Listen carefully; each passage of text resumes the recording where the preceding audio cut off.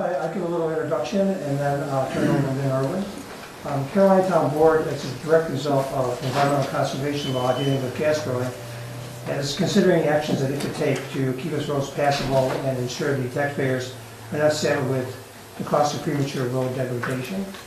And so as a result, the town of Caroline actually, in 1996, passed a road classification law which establishes surface features for roads depending upon what type of land use is on that road. The first action the town board took, the result of environmental conservation law, was to adopt a road construction law, which we did in 2011. And this road requires anyone that's working in the roadway for things like, say, putting in a culvert or wanting to distributing some kind of material on the road surface to get a permit. Also, if someone wanted to bury a line underneath the road, they would need a permit as well. So this is actually standard procedure for counties and villages. It's just towns have to actually pass their own local laws to do this, which we have. The second action the town board took was to create a road preservation committee. And actually we have a few members of that committee here tonight, and I'll introduce them in just a minute. And the reason we established such a committee is that New York State has not established a direct pathway to develop a law that requires permits to use a public right-of-way. But that is the only way that is available to protect the roadway from premature deterioration when faced with high volume, heavy traffic. So while natural gas brought this issue to the town board's attention, past experiences have shown in the town of Caroline you can have premature road deterioration by trucks working on roads, especially during the soft time of year when they're not able to carry the weight that's being asked of them. Also, we have to deal with tight budgets, trying to keep the property tax down. And with the property tax cap, premature degradation of road is something that we need to explore and take seriously as a town board. So the Road Preservation Committee has been meeting for 8 months, and we're working on a very technical issue.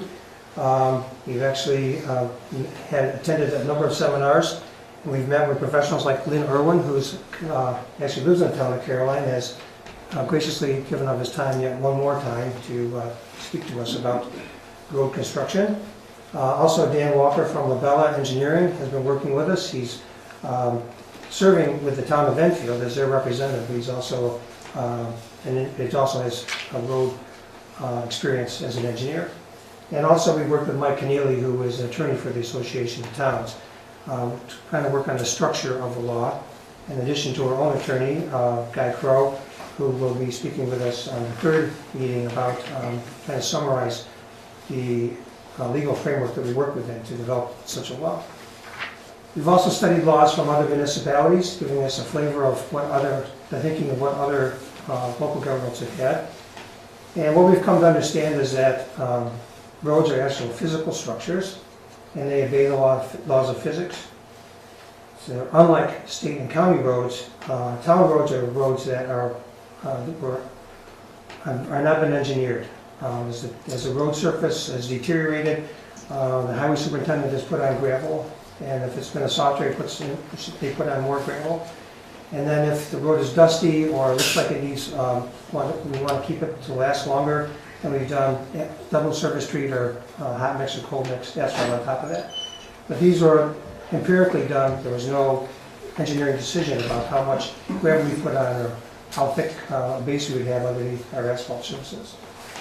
So because this is a technical subject, the Road Preservation Committee has just felt that in advance of a political discussion about the local law, that we would like to have forums to talk, to show the public what we've learned, and also so they can have a better understanding when we get to the political discussion about what's behind any decision that may be made. And so we want to consider to do that, creating a local law. So the Road Preservation Committee, actually most of the members are here. So one is Milton Tam over here. Maybe you could raise your hand, Bill. And then Bill Podolka. And Zan Garrity is here. And Cindy Whitaker is someplace I saw. Oh, she's standing in the back. She wants to have a fast tour out. There are still chairs around for the people that are standing in the back. And we have many folding chairs. We knew this was like a church, everyone wants to sit in the back, so when they're late, once you come in, you have to sit in front without teaching for the next meeting. You saving seats over there, Lynn? No, I was just wondering, you won't be able to see it, you will move out. Sure, that's true. So Just got the second row. we will be hosting 3 forums, each building on the previous forum. And I urge you to attend all 3. But as I mentioned, it's being videotaped and by John Reed, who's another resident of the town of Caroline. And we will be posting these on our website, so you can refer to them, or if you miss one, you can check and see what's happened when you come to the final one. And the third one, the third forum, the last one will be when we start the political discussion. The committee will be talking what they've learned, the thresholds they're looking at, the things they're considering, and then we'd love to have your feedback because you will have now have the same background we do, and you have a different perspective. So it would be important for us to receive your feedback as we move forward. Nothing's been proposed, nothing has been put to pencil's been put to the paper on this, but we do know that's a very technical issue, and we want everybody that's here, and thank you for coming to be part of that this discussion process. So our guest speaker tonight is Lynn Irwin, Dr. Lynn Irwin, who's the director of the Cornell Local Roads Program. He's a lifelong educator, and also one who loves to learn. You'll find that when he speaks, that he loves to learn from you, so you can better understand road dynamics as well as the political process. So on the back of the handout you have is a glossary of terms, and it turns out that actually Lynn filled in the glossary of terms, but I will say some of these terms are more than just a few sentences long, so feel free to take notes as you go through this because they're very important concepts that will be building as you work your way through this. And finally, I'll just say that Lynn encourages questions during this talk, so don't be afraid to ask as you go along. That's how I like to speak. I'm hoping that we can go for about an hour to 8:15 with this presentation and questions, and then what we'd like to do is ask the group to tell us what things that weren't answered that you want to have answered to be sure that we catch those in the next 2 forums. So with that, I didn't say who I was. I'm Don Barber, the town supervisor. So with that, I'll turn it over to Lynn. Thank you, sir. Very good. Thank you. Good evening, all.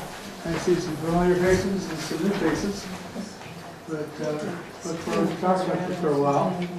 I apologize if something happened to my voice this afternoon. I don't know what it was, but I only got half a voice, so if it runs out, the battery of the computer, if it runs out, I guess I'll just do hand signals from that point forward. We'll see how far we get with all of this.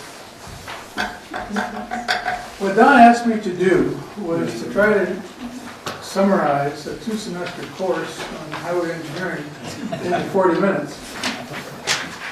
So if I don't hit the point that you came to hear, by all means drag it out of me. I'll be happy to answer questions. I'm pretty good at remembering where I was, so don't hesitate to interrupt. This is not a place where you have to hold your questions to the end. Just wave and shout so that I know that you're interested. Yes, already? Yeah, I just want to check and see, do people still need handouts? I can go make more copies. There should be enough to go around, I think. But where are we at this point? Who doesn't Everybody have have a one? handout? You can share them because it's the same words on each page. No, you can't have mine, Barry. Great. That's another pile of stuff that I brought with me. You can't have that either. Teaser at it again. Can't have that either. So you have a few more, or you don't? We're good. You could? We're good, thanks. I thought we had just about the right number. What a great turnout on a 7-degree night. Good Lord, I can't believe that you would all show up for something as boring as road engineering.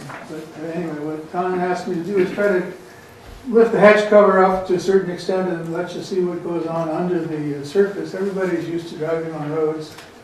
But as far as why they work and what they're made of and what they cost and things like that, I tried to restrain myself from getting out into the weeds. I'll figure I'd leave that to you to ask questions. I'll be happy to try to answer them or get you an answer if I can't answer it off the top of my head. So I picked a few highlights of things that I thought perhaps might be useful to know. More or less as background for the next session, which is going to get more over into the road use permit and some of the more specific things that I have a suspicion you're probably more interested in than why roads are black on top, but we'll do both. So let's see here, if I can figure the hardware out. No, that didn't do it. Okay.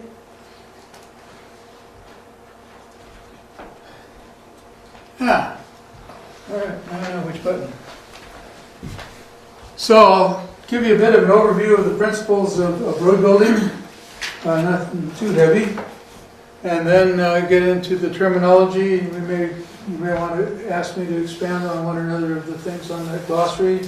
You can look at the glossary later. It'll be terms that are going to come up, I suspect, not only tonight, but over the course of time. Certain terms that are used, especially us engineer types use them, and they don't always seem to have the definition that you would expect, or nor did they define themselves. So that was the purpose of the... It would be easier for you to have this here. Okay. Thank you. You're right. We'll talk a little bit about the damage that comes to development and my perspective on it. And I certainly don't feel that everybody has to adopt my perspective. And then finally, a little bit about how do you recover those costs and some suggestions. But most importantly, from my point of view, is the questions and answers. So stick them in whenever you wish. I don't think I need to go all the way back to the question, why do we have roads? I think that's self-evident. But why do we pave roads? I've, for a long time, thought that the reason why we paved roads was so we could have potholes. But apparently that's not exactly the right answer. I've got to tell you about a Christmas party that I was at a few years ago. Maybe some of you people know this lady. I was at a friend's house. It was just a couple of weeks before Christmas. His house was all decorated up, and he had people from our department come over for a cup of joy or something or other. There was this little old lady. She was kind of wandering around the crowd. Didn't know who the heck she was. She came up to me and she asked, introduced herself, said that she was the owner of the Buttermilk Falls Bed and Breakfast. Anybody know? Okay.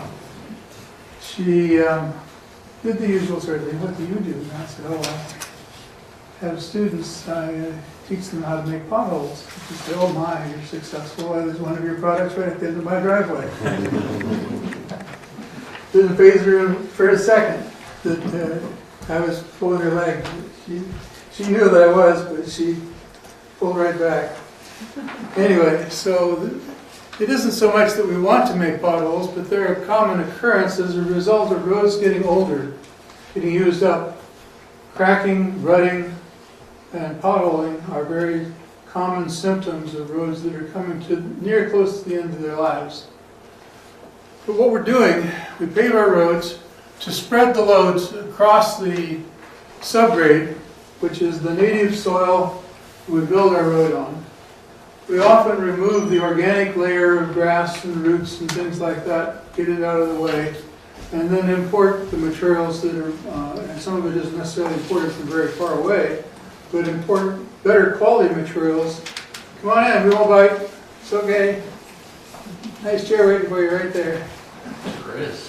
Thanks. We import materials. Typically, the base course is made out of what, again, in engineering parlance would be unbound granular material. That's gravel, or certainly ought not to be dirt. That won't help too much if we just put dirt down. But use gravel, something with some friction that makes it possible to spread the load over a wider area than a tire would be if it was right on the subgrade surface. And then finally, for dust, for tidiness, for long-term durability, we typically put a surface one type or another. And just to give you some idea of how effective this is, let's say we start with 100 psi tire pressure. Now that's not your typical automobile, but that's very commonly a pressure in trucks. 125 psi isn't uncommon these days. And if that's the contact pressure at the surface, on top of, say, asphalt surface, then what is it 3 inches down on top of the granular base? The answer is about 75 psi. So we've already dropped it 25% just in 3 inches. But what if we put a foot of unbound material in there as a base course? What does that do to the pressure on the subgrade? It drops it down to just about 20 psi, 18.8 if you want to go with computer calculations. 18 psi is not very much at all. And imagine if we didn't have that pavement there, the wheel pressure on top of the subgrade would be 100 psi. So we've dropped it almost by a factor of 5 in the course of just putting in 3 inches of surface and 12 inches of base, which isn't uncommon for a good quality town road. It'd be a little bit light for a county road, and a state highway would just laugh and walk away with a road like that. Okay, so there's the reduction in pressure then on the subgrade is what we accomplish. We make a road trafficable all year round if we can keep it bare of snow and ice. But beyond that, the subgrade, even the base course, even the surface course, change strength with time over the course of the year. The scale across the bottom is the January, February, March, in case you don't recognize it. And the y-axis, the vertical axis, is strength spanning from 0 to 100%. And typically, about this time of the year, as the frost goes down in the road, that's about the strongest time of the year. You could put heck of a big loads, and lots of them, on the roadway if we could just keep them frozen. Boy, would that be great. Now we could move to the Northern Territories, in which case we wouldn't have problems keeping the roads frozen. But if we deal with the weather that we've got here, then inevitably we're going to come to spring thaw. Hard to believe tonight, but it will come. So we have a period of time when the strength is greatly reduced, particularly of the subgrade. And boy, that would be a time when these heavy, high-pressure truck tires would really do a lot of damage. Now, about this time I could insert some pictures that you've probably all seen. I was tempted to do it, of roads in Russia where the mud was 3 feet thick and people were walking around covered in mud. That's not typical of town of Caroline yet, and so probably not relevant. Okay, and then gradually after the spring thaw occurs, there's a slow recovery. Not too much right at first because there's very little to change the moisture content in the subgrade and in the base course. The water just kind of stays there in liquid form until long about 1st of June, middle of May, when we have a situation where evaporation begins to exceed precipitation over a period of time. And that's when roads begin to strengthen again as the excess moisture comes out of the roads. It doesn't necessarily drain away due to gravity so much as it comes up to the surface and evaporates, which is why we have, one of the reasons why we have humidity around here in summertime. As we come to the end of the summer, now what? As we come to the end of the summer, things stabilize. We don't get, even though it rains in the fall, even though along about early September we begin to go back to the situation where precipitation exceeds evaporation, there's not a re-wetting that takes place. As the frost goes down in the pavement, the suction associated with that is terrific. Very high levels of tension in the moisture beneath the surface. And it just literally pulls the water up and then it freezes at the freezing front as the freezing front goes down. The thaw occurs partly because we keep the road surface bare. We have sunlight on the surface, so there's a thawing from the top down, but there's a flow of heat from underneath as well, which thaws from below. And so as we come toward the end of spring thaw, both there's a thaw from the top and a thaw from underneath, until eventually it's all thawed after a certain point in time. And especially in that brief period of time, which might be a couple of weeks long, where we have a situation where there's a thawed layer, a still frozen layer, and a thawed layer underneath, we're in a particularly vulnerable condition. where, kind of like trying to run a road race on a waterbed, everything is very, very soft, very, very weak, because of the presence of silt and clay in the soil. So one of the reasons why we spend a little bit extra for our base course materials and try to have good, clean base course materials is because we don't want to have silt and clay in those layers. And then they're less susceptible to moisture content, and they thaw more quickly because they don't hold as much water. It takes a lot of heat to melt water, by the way. And so together, those factors, the goodness of the material that we build our road out of, together with the environment that it exists in, determines the strength of the road over the course of a year of time. And most roads are built to last 15, 20 years or so, typically. So, let me introduce another term to you, pavement performance.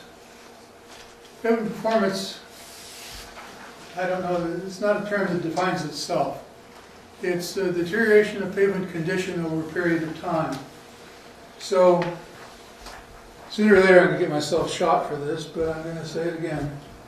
Any idiot can build a road that's smooth, flat, and black on the day that it was paved. If it doesn't look like that on that day, then the person that built it should be shot.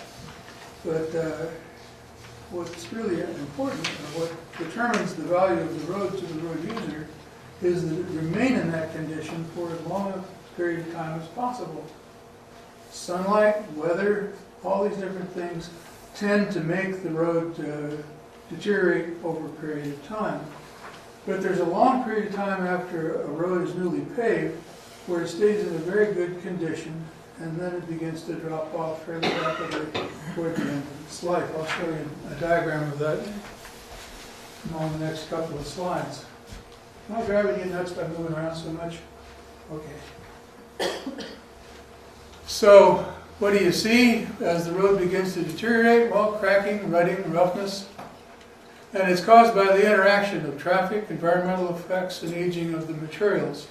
If you were to build a road and close it and not let any traffic get on it, it would still crack over the course of a period of time due to the effects of ultraviolet light from the sun.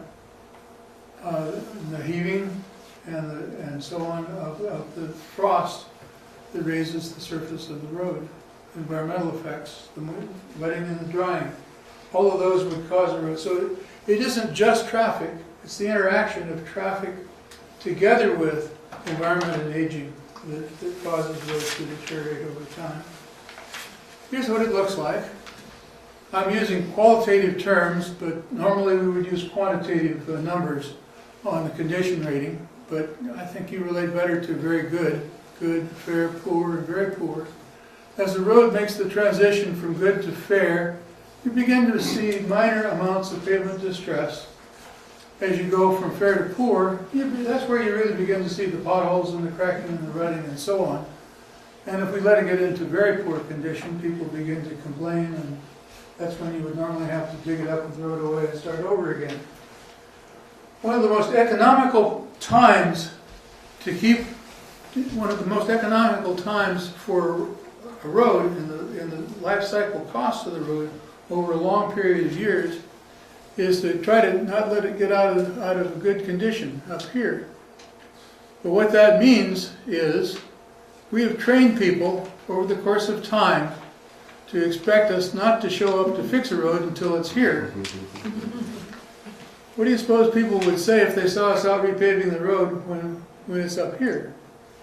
Would they cheer and say, "Hey, you saved me a lot of money"? They probably wouldn't. They'd complain and say, throw the bums out, they're using our tax dollars to pave perfectly good roads. Well, why does that matter?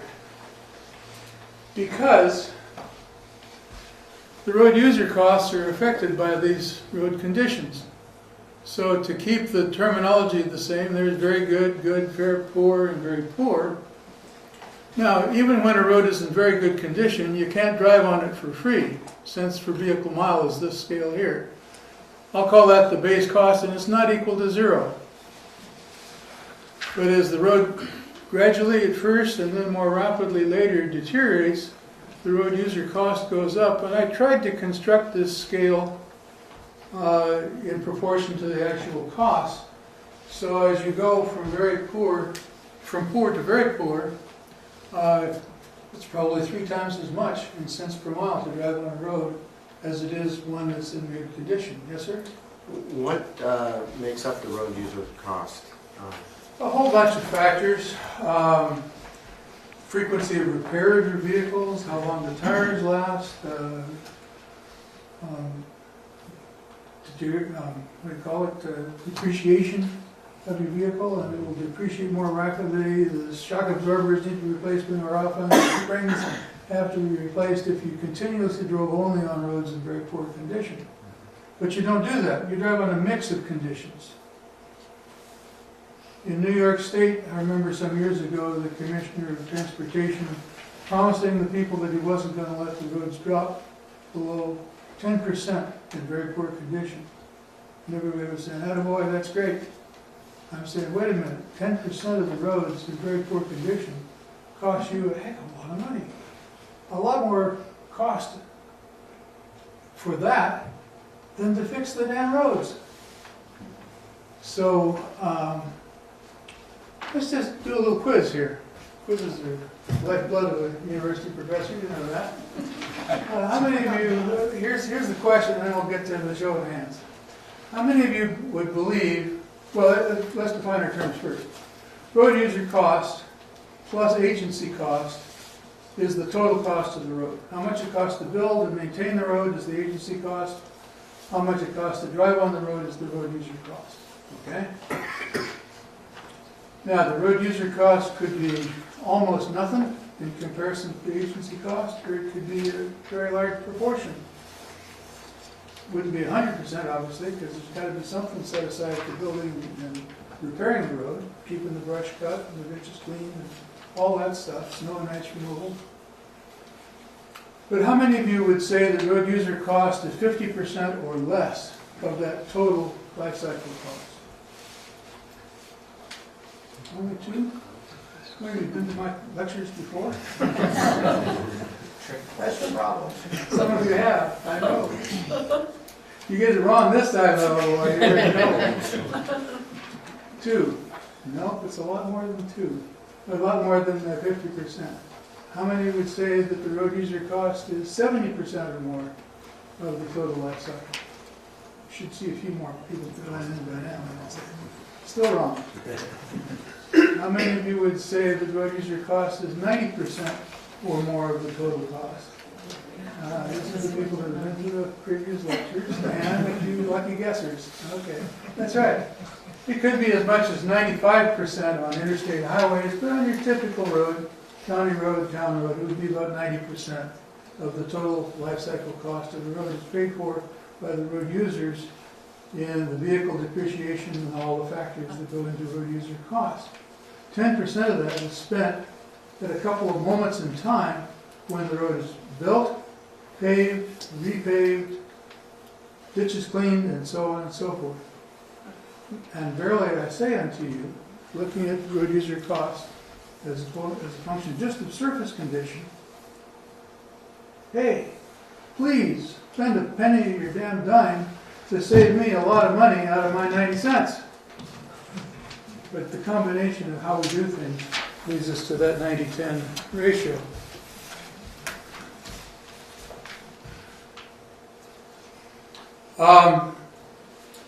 Failure is sort of a nebulous concept in a road. When a bridge has failed, you don't have to stand on the bank of the creek and argue about it. You can either go over the creek or you can't go over the creek and the bridge is laying down in the ditch. That's pretty easy. But what is failure in the road? We talk about the life cycle of the road. That implies there must be some end to things. When is it? Whole bunch of potholes? How bad can a road get before you can't get down it?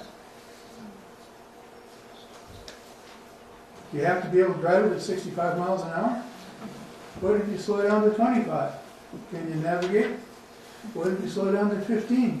Can you still use it? How about if you have to slow down to 5? you can still get from here to there. And I've been on some roads with rocks that were, I literally had my wife get out and guide me around the rocks, and I bet you I didn't make 2 miles an hour, but I got there from here to there on the road. So failure in terms of some sort of a surface condition is hard to define. So generally speaking, people in the highway business that take a correct look at things define road failure more in terms of economics than they do in terms of road surface condition. Because you can, as long as the bridges haven't fallen in the creek, you can always go down the road, pretty much. You know, go at the speed you want. You may have to maneuver a little bit to do it, but you can still get there. But in terms of economics, we wind up with a situation where the road user cost keeps going up and up and up, and it becomes uneconomical to go down that particular road in poor condition when you have a choice of going down this road and over here and over there, and it's cheaper to do that than it is to do this. So economics as a determinant of road user cost, of road failure, is the way we typically have to look at it. When the benefit to cost ratio to repair the road exceeds 1, then the repair is justified. In other words, the reduction of road user cost back to the base cost saves more money than what it costs to fix the road. That would be the way you would look at it in terms of economics. Cindy, how many times have you pulled your pocket calculator out and calculated that benefit-cost ratio when you decide whether you're going to fix a road or not? Not very many times, I'll bet you. So we substitute other ways of making these decisions than necessarily going through big fancy calculations. Nevertheless, the World Bank has a computer program that figures all this stuff out. You put in the unit costs and stuff, and they'll tell you in that program, and you smack on, what is the optimum time to repair a road in order to minimize the total social cost of the road. Of course, they wrote these programs for Africa and South America and China and various places other than here. They're perfectly usable here, but it wasn't for us that they wrote this stuff, so nobody knows about them, nobody uses them, yes sir?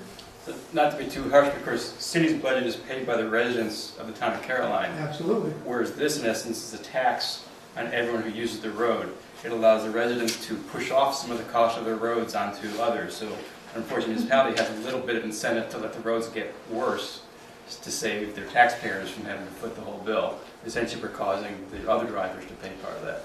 Boy, what a pessimist. There you go. That may be a fraction of it. But look at the time scale. Well, there isn't any time scale there. That's what was on a previous slide.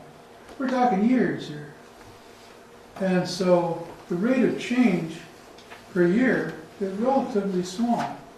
So as a town board, if you got to fix the park, you got to pick up garbage and clean the ditches, and you got to do this, and you got to do that, and you got to pay for health care, and you got this, and you got other things. And what can we defer for a year that isn't going to make everybody all mad? Well, I've already got people trained that we aren't going to repair the roads at the optimum time. We're going to wait about 2 or 3 times longer than that. So, hey, we're not going to get any pushback if we do that. That's another pessimistic way of looking at the same set of facts. But, Not saying advocate it, but that's the pressure that the municipalities are. exactly. Well, you could say there's never enough money, or maybe there's too much. I don't know which. But the question is, what are the priorities? And unfortunately, governing boards have to make choices between a whole array of demands. There's more than just the road users' costs that they have to deal with. So moving on, what constitutes pavement failure? Well, one definition, this comes from the American Association of State Highway Officials road test back around 1960 or so. Looking at the gray hairs in the room, I guess several of us were alive in 1960. And you can see here, perhaps, there's a shadow there of a big wide rut. When you see a big wide rut like that, that's usually associated with failure in the subgrade. If the failure was in the surface, it would be much more narrow, just a little bit wider than the width of the tire. And if it's the base, not as wide as that, but not as skinny as the tire, so somewhere in between. So that's one way we could begin to relate surface condition to failure. Here's a road with potholes. Obviously you got drainage problems, water's running all over the place. It's so far beyond alligator cracking that you can't hardly tell it was ever paved. But the conditions of potholes, alligator cracking, corrugations, air traveling, and so on are all associated with what we call failure. This is an intersection, so the road that's going across is in better condition than the one that we're looking down. And there's a lot of water. This, of course, was taken during spring thaw to enhance the visual effect. Come on now, don't fail on me now. Let's get another term out here. What's an axle load? Anybody want to take a tilt? Tim, what's an axle load? Amount of weight that you have You on- sit on them every day, so you must know what they are. amount of weight that you have on a given axle. Amount of weight on some of all the tires on a given axle. Okay, what's a tandem axle load, Marie? What's a tandem axle, first of all? Tandem axle, Two more. two axles. Right, within 10 feet on center of each other. That's a legal definition of vehicle and traffic law. If they're further apart than 10 feet, then they're two singles.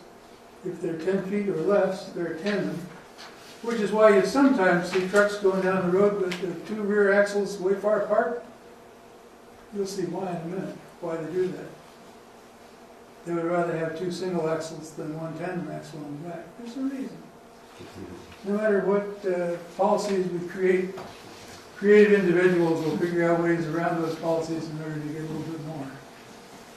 Okay, so a tandem axle is two axles within 10 feet of each other. They might have dual tires on them, so there could be 4 tires on one end, 4 tires on the other, 2 on each axle on 2 ends. You got 8 tires, 8 wheel loads would be a tandem axle load, all added together. And if there's dual tires on a single axle, you got 4 tires, add those together, that's a single axle load. Okay? Why do I care? Because axle loads very much are the determinant of road success and failure. Some of the loads on all the tires on a given axle is an axle load, but we use this term tandem axle as in singular when in fact it refers to 2 axles under a certain specific geometric condition. And then finally, you can have more than one tire on the end, and so 2 tires is called dual tires. Don't confuse dual tires with tandem axles. So what's an equivalent single axle load? If there's anything that's going to cause you to go home wishing you hadn't come tonight, this is where we're going to hit it. This is the artifact of that same 1960s research project that all of the state highway departments funded together jointly.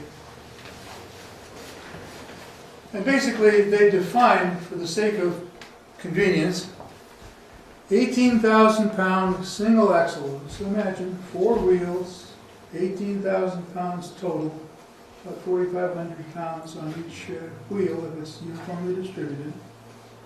Okay. 18,000 pound axle load creates a certain amount of consumption of the life of the pavement in a single pass. But what does a 22,000 pound axle do? Well, it's probably going to do a little more damage than an 18,000 pound axle. So we could talk about the equivalent single axle load as the number of 18,000 pound axles that would do the same amount of damage to the pavement as a given axle load. So anything 18,000 and bigger is going to be a number bigger than 1. Anything 18,000, well, 17,999 and smaller would be a factor less than 1. Okay, and I've given you in that little handout a table of numbers, get all blurry-eyed about it. I put in bold the 18,000 with the 1. That's the definition of the equivalent single axle load. And you can see, for instance, that if you had a single axle with, say, 30,000 pounds on it, that would be one heck of a heavy single axle. That would do about 683, 6.83 times as much. You'd have to pass an 18,000 pound axle 6.83 times down the road. I'm saying round numbers, 7 times down the road. Yes, sir. This doesn't mention the number of tires. Doesn't that matter? No, we're talking in terms of axle loads. The subgrade primarily sees axle load. The surface course is primarily affected by the tire pressure. The laws of every state in the country, including New York, limit the axle loads, gross vehicle weight, say nothing about tire pressure. Not even mentioned in the vehicle and traffic law. Great opportunity for those lawyers among us here who aspire to become state legislators to start thinking about putting some limits on tire pressure, because that's usually what destroys the surface course, but it isn't. So if you had more tires, not tire pressure, but more tires, there would be less damage to the road? I would say if you had more axles, there would be less damage to the road. Because what makes the road get damaged, as I'm going to show in a coming slide, I believe, so many things that I put in and then took out, I'm a little fuzzy as to what's still in there. But what happens is you've got this surface and base course, and as you roll a wheel over it, it bends the surface. And so every axle load flexes the surface. So usually not so much that you can see it, although I've got some motion pictures where things were done in such a way that you really could see the pavement deflections. So you don't fill the road with a single passage of the vehicle. That would cause whoever built the road to get into a whole lot of trouble with the people who are paying for it. So we typically get an amount of traffic over a realistic period of time. The public is willing to pay for 15 years of road life, maybe 20, but they don't want to put so much road in that it would last as long as the Appian Way in Italy. That's kind of ridiculously overbuilt, wouldn't you say, since it's still there 2,000 years later? Those taxpayers overpaid. Yeah, but it's kind of fun to look at. So it causes flexure or bending in the surface, puts tension in the bottom, which eventually leads to cracking through the surface. At the same time, if the pressures are high enough on the subgrade, we haven't put enough thickness there, we create permanent deformation in the subgrade, which leads to what we call rutting upon the surface. So the combination of these things, cracking and rutting, and cracking lets water in, which makes everything weak, which leads to rutting. So by the time you get to the end of the useful life of the road, what does it look like now? Okay, so that's an equivalent single axle load.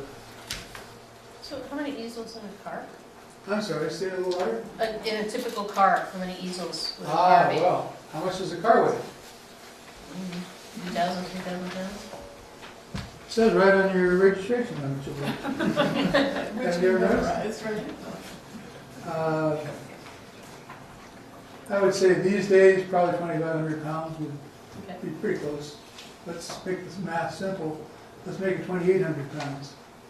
All right, 4 tires, 2 axles. And we just said 2,800 pounds, so we get 1,400 pounds. So now you do lightning math, that's 1,400 divided by 18,000. It's the top line on your chart. And it does damn near nothing. Since you get 2 of those loads per passage of the vehicle, we usually say that it takes 5,000 to 10,000 automobiles to do the same damage as 1 easel. But it's, I mean, how many times can I hit you with a feather before you say ouch? You know? It's small in comparison to one pass of a truck. Lynn, could you spend